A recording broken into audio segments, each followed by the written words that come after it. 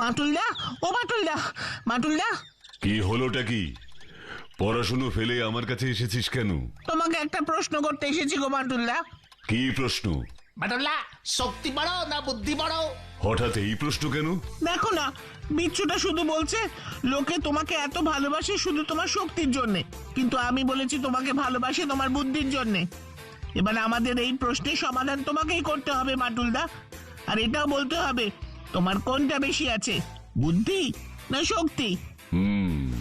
বুঝেছি, বলছি। তার আগে তোদের একটা ঘটনার কথা বলছি, মন দিয়ে শোন। এর মধ্যে আবার ঘটনা কোথা থেকে এলো বাটুল্লা? চুপ কর বিচ্ছু, যেটা বলছি সেটা মন দিয়ে শোন, না শুনলে গাঁটটা মেরে মাথা আলু করে দেব। আমার মাথা যেন আলু চাষ করার জমি, যে গাট্টা মারলো আর মাথা পুড়লে আলু হয়ে গেল, ভাল লাগে না। ও বাটুলদা, বলো না গো, কি ঘটনার কথা বলছিলে?